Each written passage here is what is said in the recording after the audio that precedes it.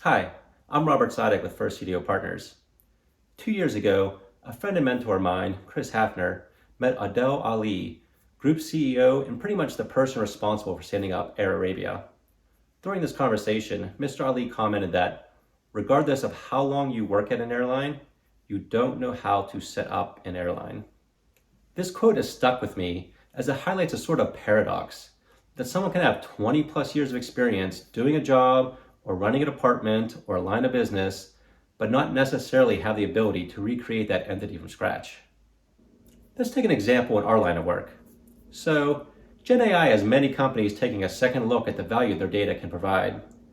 We'll set aside the fact that there was likely tremendous value already there before all this AI excitement.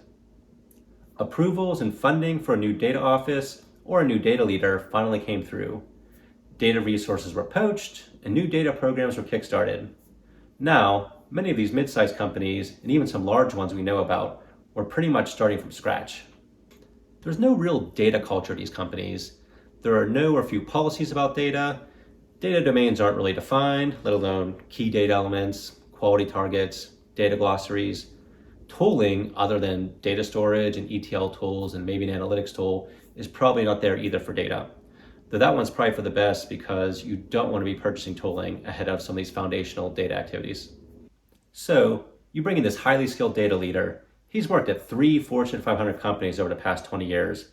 Everyone's excited to finally dig the enterprise out of this data debt they've created, and then we're finally going to have access to quality data. But then a year passes, and there doesn't seem to be traction with the data program. Sure, software evaluations have happened. Maybe you install a new MDM platform that's doing something, but business insights aren't improved, trust in the data is barely budged, and data access is still all over the place. People seem to either have way too much or way too little access than they need. So what happened? Is this data leader or data team a fraud? Probably not.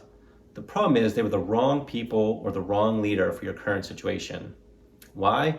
Well, like Mr. Ali said, regardless of how long you worked at an airline, you don't know how to set up an airline. Standing up data management is a different skill set than running and incrementally improving a data office. Just like building the cars I own required very different skill sets than I need when I'm maintaining them or repairing them or even modifying them. This may seem very obvious in that example, but time and time again we see leaders make the same mistake and bring in someone with the wrong skill set for the task at hand.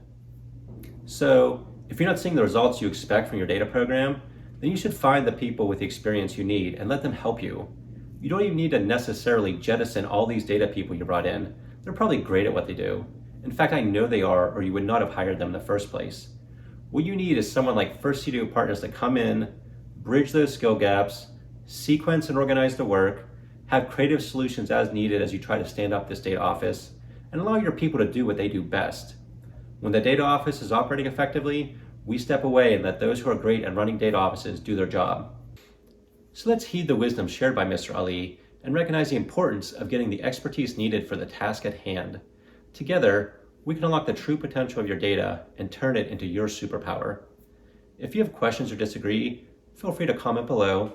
If you'd like to talk about how First CDO Partners can help you, contact us through our website at firstcdo.com or feel free to message me here.